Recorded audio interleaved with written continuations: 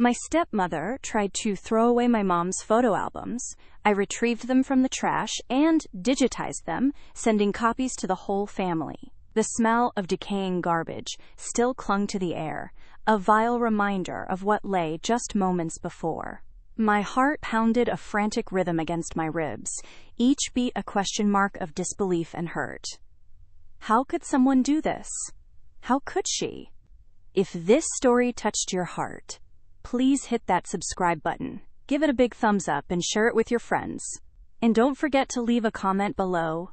I'd love to hear your thoughts. Sarah had always been a quiet child, her world a gentle hum of books, art, and the ever-present warmth of her mother's love. Her mother, Eleanor, was a woman who painted life with vibrant colors, her laughter like wind chimes on a summer breeze. She had a way of making the ordinary feel extraordinary, and Sarah, from a very young age, absorbed it all. One of the most tangible ways Eleanor shared her world was through her photo albums. These weren't just collections of pictures. They were woven tapestries of memories, each page a portal back to a moment in time.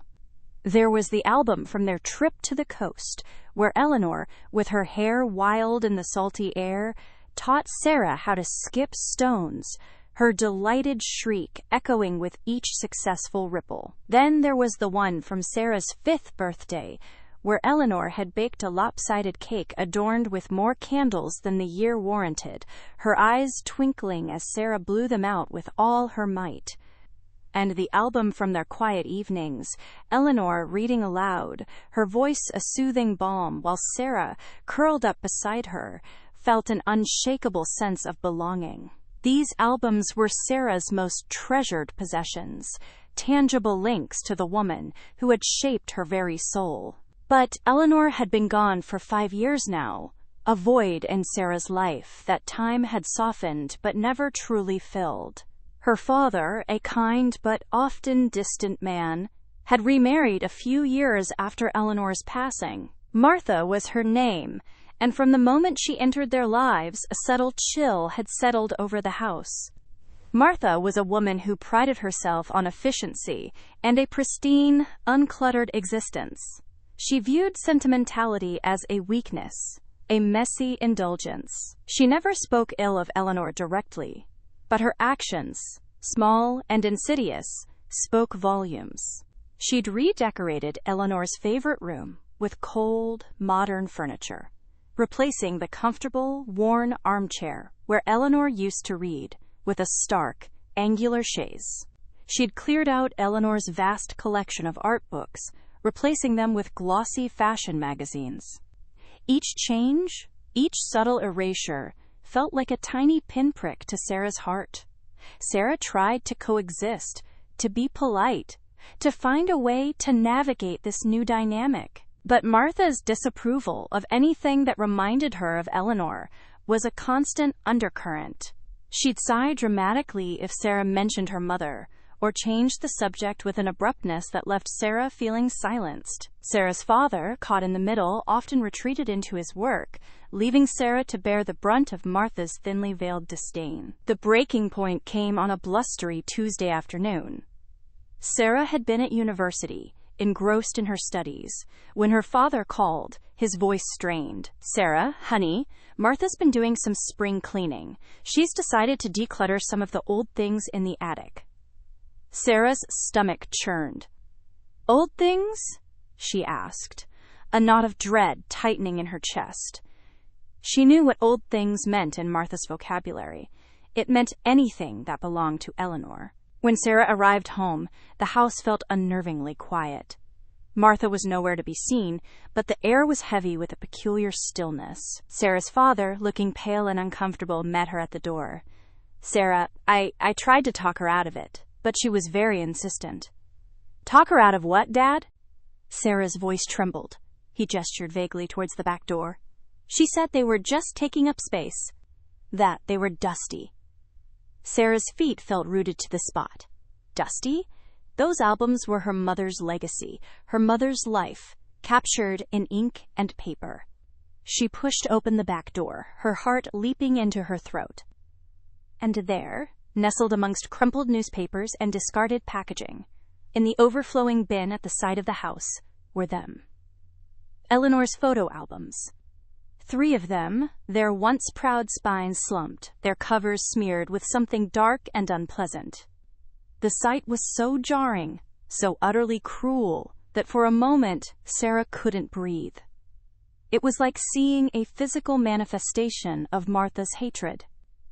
Tears, hot and angry, welled in Sarah's eyes. Her mother's memories, her mother's life, tossed aside like common refuse. The sheer disrespect, the deliberate malice, was a blow far worse than any she had imagined. It wasn't just about the photos. It was about Martha's attempt to erase Eleanor, to make her disappear from their lives completely. Sarah's grief, which had been a quiet companion for years, surged into a fiery rage. Without a second thought, fueled by a potent mix of heartbreak and indignation, Sarah plunged her hands into the bin. She ignored the sticky residue and the smell, her only focus on rescuing those precious albums. She pulled them out, one by one, cradling them in her arms as if they were injured children. Her fingers traced the familiar textures, her breath catching in her throat with each touch. She felt a profound sense of violation, but beneath the anger, a steely resolve began to form. Martha might have tried to bury her mother's memories, but Sarah wouldn't let her. Back in her room, Sarah carefully laid the albums on her bed. She spent hours gently wiping them clean, her tears mingling with the water as she worked. The pages were smudged, some corners dog-eared, but the images beneath the grime were still vibrant, still her mother's smile, her mother's eyes. The sheer audacity of Martha's actions solidified Sarah's resolve. This wouldn't just be about saving the photos. It would be about making sure everyone knew what Martha had tried to do. It would be about preserving Eleanor's memory for everyone who loved her. The next day, Sarah borrowed a high-quality scanner from a friend. She set up a makeshift scanning station on her desk, the glow of the computer screen illuminating the familiar faces from the albums. Page by page, photo by photo, she meticulously scanned them, each click of the scanner a small act of defiance. She worked late into the night, her eyes weary, but her spirit determined. She meticulously organized the digital files, creating folders for each album, each event. There was the album from Eleanor's wedding, her radiant smile as she walked down the aisle. There were photos of family holidays, of birthdays, of quiet moments at home. Each image was a testament to Eleanor's life, to her love, to the joy she brought into the world. As she scanned, Sarah felt a pang of sadness for the photos that might have been lost forever if she hadn't intervened. Martha's trash was a graveyard of forgotten moments, but Sarah was bringing them back to life. She imagined Martha's smug satisfaction, her belief that she had finally succeeded in banishing Eleanor's memory. That thought only fueled Sarah's determination. Once all the albums were digitized, Sarah faced her next challenge: how to share them. She wanted Martha to see the impact of her actions, to witness the community of love that still surrounded Eleanor's memory. And she wanted to ensure that no one else would ever have to experience such a blatant act of disrespect towards cherished family history. She decided on a grand gesture. She created a shared online album, accessible to all of her extended family, aunts, uncles, cousins, even old family friends. She crafted a heartfelt email, her fingers flying across the keyboard. She explained, calmly but firmly, what had happened. She described finding the albums in the trash, her heartbreak, and her decision to preserve them. She attached a link to the online album, filled with hundreds of scanned photos. She ended her email with a simple but powerful statement: These are the memories of our beloved Eleanor. No one can take them away from us. She sent the email out, her heart thumping with a mixture of anxiety and fierce pride. She imagined Martha's reaction when she inevitably found out. Sarah knew she was stepping into a storm, but she felt ready. For the first time since Eleanor's death, she felt like she was truly fighting for her mother's legacy. The response was overwhelming. Within hours, Sarah's inbox was flooded. Congratulations poured in, expressions of shock at Martha's behavior, and heartfelt gratitude for Sarah's efforts. Her aunts and uncles shared their own memories of Eleanor, adding new layers to the stories held within the photos. Cousins who lived far away expressed their joy at seeing pictures of family gatherings they'd missed. A wave of warmth washed over Sarah, a collective affirmation that Eleanor's memory was alive and cherished. Her father called, his voice thick with emotion. "Sarah, I'm so proud of you. I'm so sorry about all of this. Martha she's furious. She says you've embarrassed her." Sarah felt a grim satisfaction. "Good," she said, her voice steady. "She tried to erase my mother's memory. She deserved to be embarrassed." Later that week, Sarah received a package from her Aunt Carol, Eleanor's younger sister. Inside was a small, hand-knitted blue scarf, identical to one Eleanor used to wear in many of the photos. There was also a note. "Sarah, my dear, your mother would have been so incredibly proud of you. You have her strength, her spirit, and her heart. We all remember Eleanor, and we always will. Thank you for reminding us, and for standing up for her." Sarah held the scarf, a tangible reminder of the love that still flowed, a love that Martha's cruelty could never extinguish. She had retrieved more than just photo albums from the trash. She had reclaimed a piece of her mother, and in doing so, had strengthened the bonds of family and memory for everyone.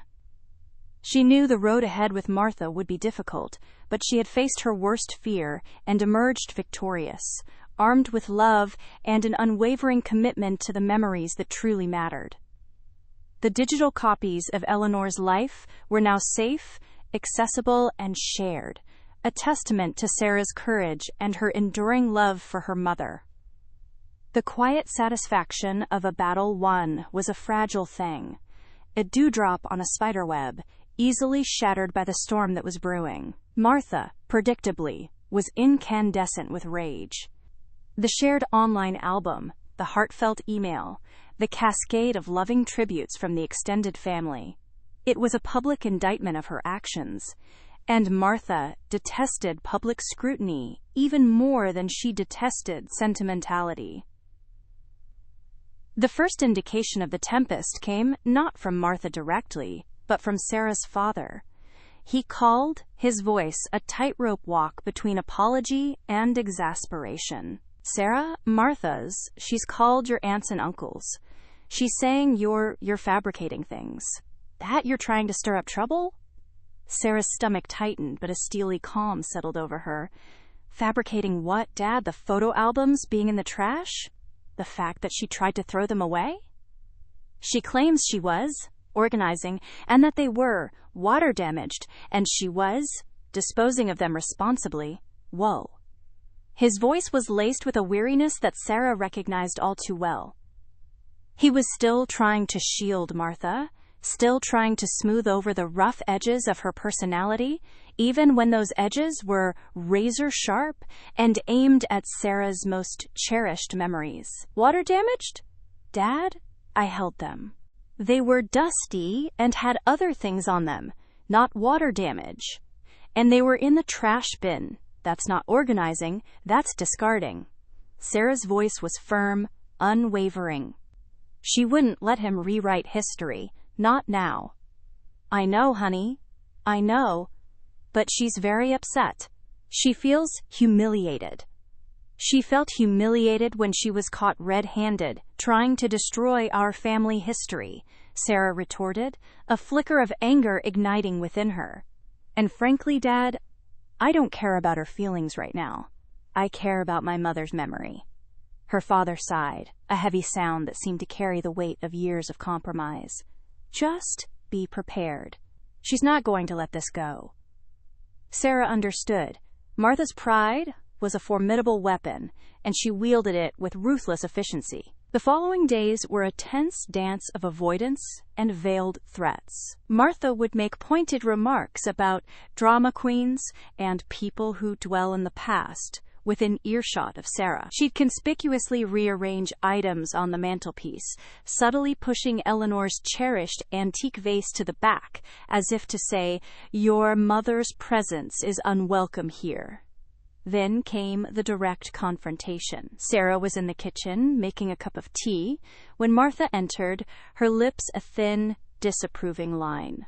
She stood in the doorway, arms crossed, her gaze fixed on Sarah as if assessing a particularly unpleasant specimen.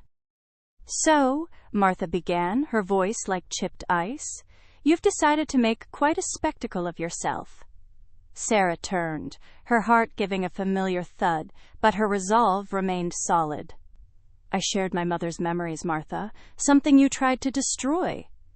Martha's eyes narrowed. "Those were old, dusty things, taking up space. And you, in your misguided attempt to be a hero, have now broadcast your family's supposed trauma to everyone. How dramatic." "It wasn't supposed trauma, Martha.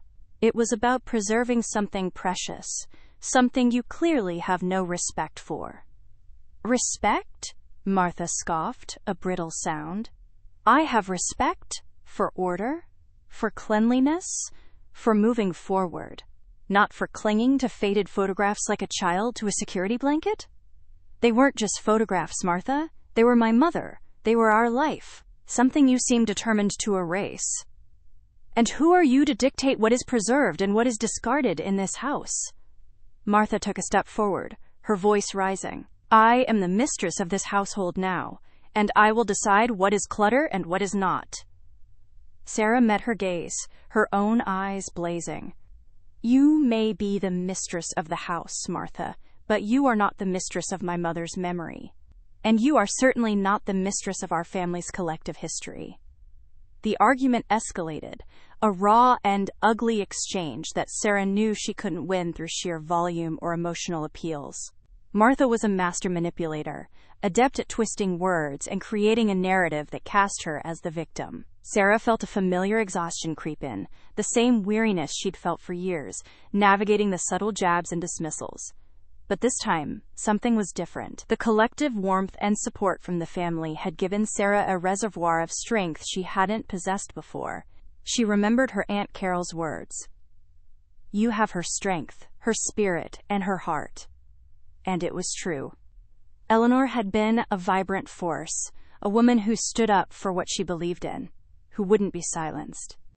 "I won't be drawn into this, Martha," Sarah said, her voice surprisingly calm. "You can't erase what people remember, and you certainly can't erase what I've done to preserve it."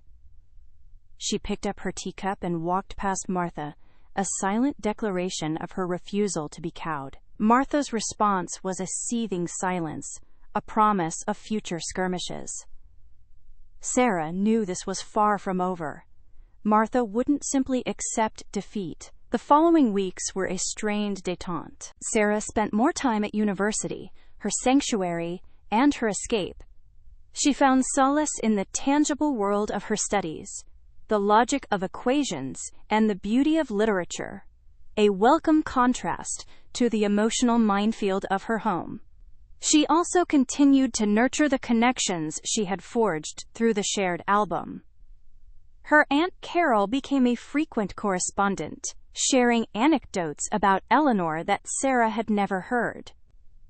They discovered a shared love for gardening, and Sarah found herself spending hours in the small patch of unruly earth behind the house, digging and planting, a connection to Eleanor and a defiance of Martha's sterile aesthetic.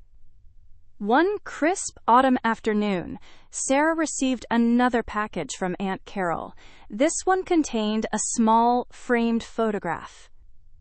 It was Eleanor, laughing, her eyes crinkled at the corners, a cascade of dark curls framing her face. Beside her stood a much younger Sarah, beaming, her arm around her mother's waist. It was a photo Sarah had never seen before. "I found this tucked away in an old drawer," Carol wrote in the accompanying note. "I thought you might like it. It captures her spirit perfectly, doesn't it? And you, my dear, have inherited so much of that same light." Sarah's heart swelled. This was the true victory. Not the digital copies, not the online album, but these tangible reminders, these shared memories, that Martha's cruelty could never diminish. The family's collective response had also had a subtle but significant impact on her father.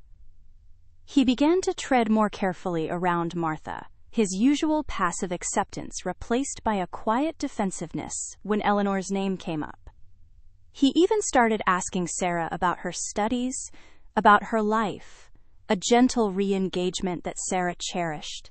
One evening, as they sat at the dinner table, Martha making a show of meticulously cleaning her plate, her father cleared his throat. "Martha," he said, his voice measured, "I've been thinking, perhaps we could find a way to incorporate some of Eleanor's things back into the house. Not the clutter, perhaps, but things that have real meaning." Martha's fork clattered against her plate. Her eyes flashed, but she said nothing, her jaw tight. Sarah held her breath, a flicker of hope igniting. "For example," her father continued, ignoring Martha's palpable tension, "that beautiful old armchair in the study. It was Eleanor's favorite. Perhaps we could have it reupholstered, make it comfortable again." Martha finally spoke, her voice tight with forced politeness. "I'm not sure that's necessary, dear. We have perfectly comfortable seating." "But it would mean something to Sarah," her father said, his gaze finally meeting Sarah's. "And to me." Martha shot Sarah a look of pure venom, but for the first time, her power seemed to be waning. The united front of the family, the quiet resurgence of Eleanor's memory, was a force she couldn't easily overcome. "Fine," Martha conceded, her voice dripping with reluctance. "If it means that much to you. But I'm not having any dusty old relics cluttering up the place." Sarah knew this was a small victory, a concession wrung from Martha's pride. The armchair would likely be modernized, its original charm stripped away. But it was a start. It was a sign that Eleanor's presence, though unwelcome to Martha, was still a force to be reckoned with. The photo albums, digitized and shared, had become more than just a collection of images. They were a testament to the enduring power of love and memory. They had ignited conversations, rekindled forgotten connections, and served as a stark reminder of the importance of protecting our family histories. Sarah continued to live in the house, a silent observer of the ongoing tension between Martha and her father, and between Martha and the legacy of Eleanor. But she no longer felt like a passive victim. She had faced down an attempt to erase her mother's existence, and had emerged not just unscathed, but stronger. She had learned that true strength lay not in fighting every battle, but in choosing which battles were worth fighting, and in knowing that even in the face of immense cruelty, love and memory could always find a way to shine through. The smell of decaying garbage had long since faded, replaced by the scent of autumn leaves and the faint, comforting aroma of her mother's favorite lavender soap that she'd found tucked away in a drawer. Sarah knew that the road ahead would still be challenging, that Martha's resentment would likely linger. But she also knew that she had a powerful army of cherished memories, of loving family, and of her own unwavering resolve, standing by her side. Eleanor's life, captured in those salvaged albums, was not only preserved, but had become a vibrant tapestry woven into the fabric of their shared future, a testament to a love that time, and even malice, could never truly diminish.